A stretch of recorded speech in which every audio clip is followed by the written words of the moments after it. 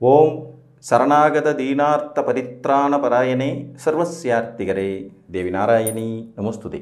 வணக்கம் நேயர்களே, இது மகாலட்சுமி ஜோதிடம் வழங்கும் காலச்சக்கரம். உங்கள் அன்பு ஜோதிடர் ஸ்ரீராம்ஜி பேசுகிறேன். அனைவரும் நலமுடன் இருக்கிறீர்களா? நன்றாகத்தான் இருப்பீர்கள், நன்றாக இருக்க வேண்டும். இன்றைய காணொளியில் நாம் காண இருப்பது உத்தராயண புண்ணிய கால ரகசியங்கள். இதன் தலைப்பு. நிறைய காணொளிகளில் பேசும்போது நான் சூரியன் மகரத்துக்கு வந்துட்டால் உத்தராயண புண்ணிய காலம் தொடங்கும் அப்படின்னு சொல்லிக்கிட்டே இருப்பேன். இந்த உத்தராயண புண்ணிய காலத்தின் சூட்சுமம் என்ன அப்படிங்கிறத பார்க்கலாம். பொதுவாக பூமி உருண்டை வடிவமான கோள் அப்படின்னு சொன்னாலும் கூட அது ஒரு மாதிரி ஓவல் சைஸ் தான். முழுமையான உருண்டை வடிவம் அப்படின்னு சொல்லிட முடியாது. அப்படி ஒரு முழுமையான உருண்டை வடிவமாக இருந்துச்சுன்னா பூமியில் எல்லா பக்கமும் ஒரே மாதிரியான பருவநிலைகள் அப்படிங்கிறது வந்துடும். அந்த மாதிரி இல்லாமல் ஒரு பக்கம் வெப்பம், ஒரு பக்கம் குளிர், ஒரு பக்கம் உயரமான மலைகள், ஒரு பக்கம் பள்ளமான பள்ளத்தாக்கு, பாலைவனம்னு எல்லாம் கலந்து மனிதம் மற்றும் ஜீவராசிகள் வாழ்வதற்கான அனைத்து விதமான தகுதியும் கொண்ட ஒரு கிரகமாக தான் பூமி இருக்குது. இந்த பூமியினுடைய அமைப்பின்படி பார்த்திங்கன்னா சூரியனுடைய சஞ்சாரம் அப்படிங்கிறது ஒரு குறிப்பிட்ட காலத்துக்கு பிறகு மாறி நடக்கும் தன்மை கொண்டது. இந்த சூரியனுடைய சஞ்சாரத்தின் அடிப்படையில் தான் தட்சணாயன புண்ணிய காலம் மற்றும் உத்தராயண புண்ணிய காலம் இது ரெண்டும் தீர்மானமாகும். அட்சரேகை தீர்க்க ரேகை அடிப்படையில் கணிக்கப்படுற ஒரு விஷயம். இது நம்ம ரொம்ப எளிமையாக ஜோதிட சாஸ்திரத்துக்கு பார்த்திங்கன்னா தை மாதம் முதல் கொண்டு ஆனி மாதம் வரையிலான 6 மாத காலங்கள் உத்தராயண புண்ணிய காலம் அப்படின்னு எடுத்துக்கலாம். இந்த உத்தராயண புண்ணிய காலத்தில் இருக்கக்கூடிய சூட்சமும் தனது உச்ச வீட்டை நோக்கி வடக்கு நோக்கி தனது ரதத்தை திருப்பி சூரிய பகவான் பயணம் செலுத்த தொடங்கும் காலம்தான் தை.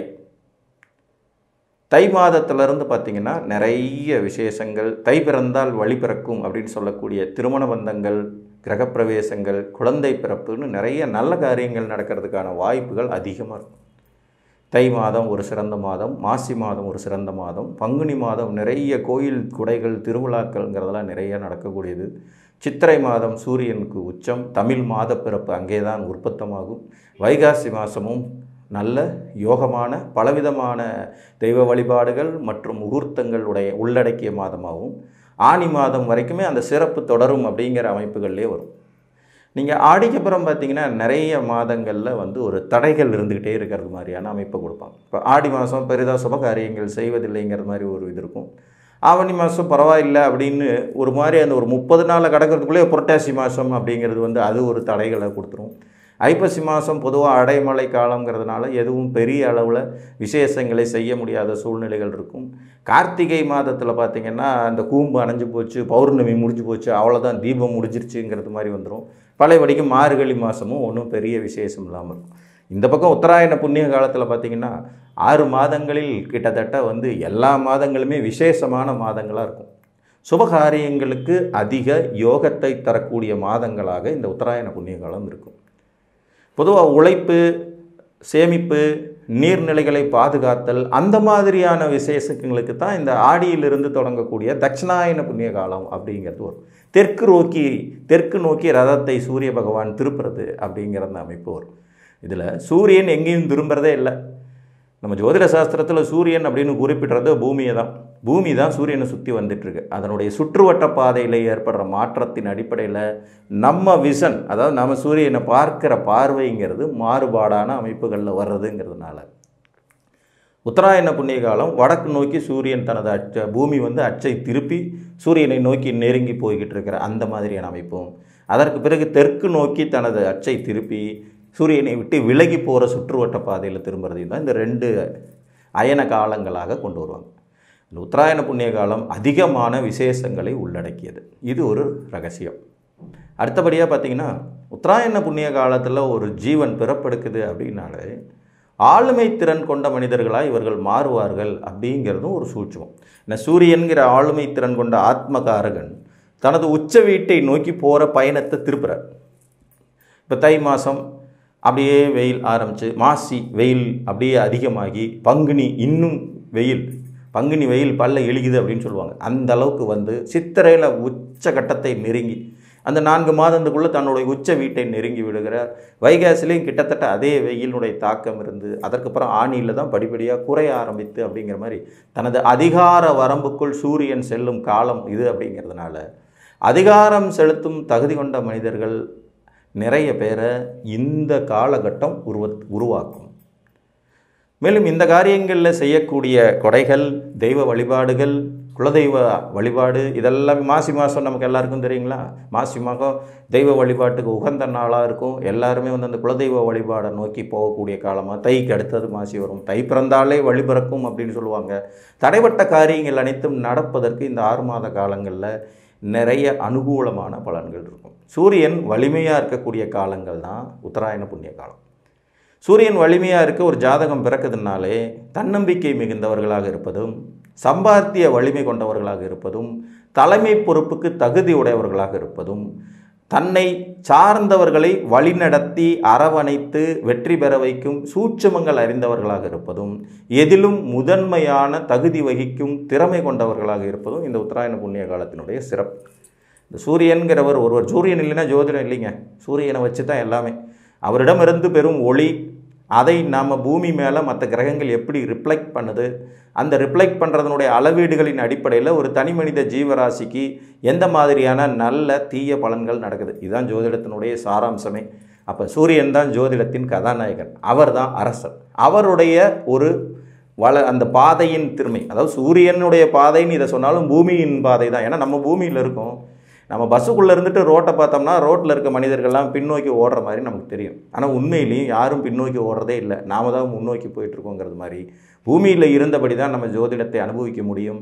நவகிரகங்களின் இயக்கத்தையும் பார்க்க முடியும் போது பூமியினுடைய நகர்வே சூரியனின் நகர்வாக கணிக்கப்படுகிறது. ஸோ அந்த அடிப்படையில் உத்தராயண புண்ணிய காலம் என்பது சிறப்பு வாய்ந்த பலவிதமான செய்கைகளை உருவாக்கும் தன்மை கொண்ட காலமாகும்.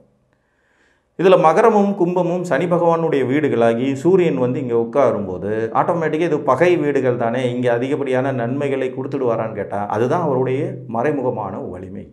காலபுருஷனுடைய 10ஆம் வீடுன்னு சொல்லக்கூடிய மகரத்தில் இயற்கையாகவே சூரியனுக்கு ஒரு வலு கிடைச்சிடும். இது உத்தராயண புண்ணிய காலங்கிற அடிப்படையிலையும் கிடைச்சிடும், மறைமுக திக்பலம் அப்படிங்கிற அடிப்படையிலையும் கிடைக்கும்.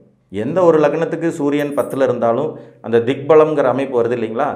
அதே மாதிரி தான் மகரத்தில் சூரியன் இருக்கும்போது அதிகாரிகளை உருவாக்குறார், அரசு பதவிகள் இருக்கக்கூடியவங்களை உருவாக்குறார், முன்னேற்றமுடைய தன்னம்பிக்கையுடைய சம்பாதிக்கும் திறமை உடைய மனிதர்களை உருவாக்குகிறார். அப்படிங்கிற அடிப்படையில் இந்த இடத்துலேருந்து அந்த சுபம் வரும்.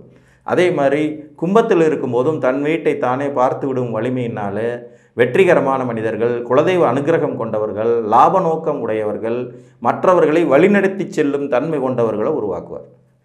மீனத்துக்கு குருவனுடைய வீட்டில் போகும்போது சுப விரயங்களை நிறையா செய்யக்கூடிய அமைப்புகளும் மற்றும் நிறைய பொருள் யோகங்களை பெறும் யோகியதை கொண்ட மனிதர்களையும் உருவாக்குவார். மேசத்தில் உச்ச சித்திரையினுடைய வீட்டில் பிறக்கும்போது அதிகாரம் மிக்கவர்களை உருவாக்குவது, உயர்ந்த அந்தஸ்து கொண்டவர்களை உருவாக்குவது, கல்வியில் மேன்மை அடையக்கூடியவர்களை உருவாக்குவதுன்னு அந்த மாதிரியான அமைப்பையும் வரும்.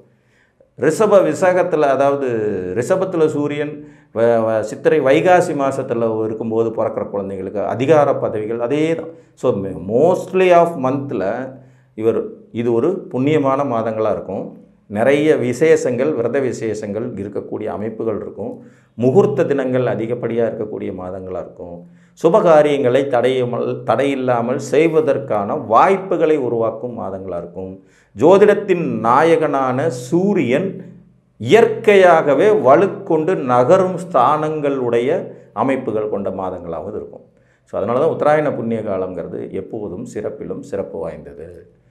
மகாபாரத போரில் அம்பு படுக்கையில் இருந்த பீஷ்மர் கூட உத்தராயண புண்ணிய காலம் தொடங்கும் வரை என் உயிர் புரியாமல் இருக்கட்டும்னு வேண்டி அதுக்கப்புறம் உயிரை விட்டதா நம்மளுடைய புராண கதைகள்லையும் சொல்லும். காரணம் என்னென்னா, அந்த சொர்க்கத்துக்கு போகலாம் அப்படிங்கிற ஒரு கான்செப்டின் அடிப்படையில் அது செய்யப்பட்டதா ஒரு புராண கதை.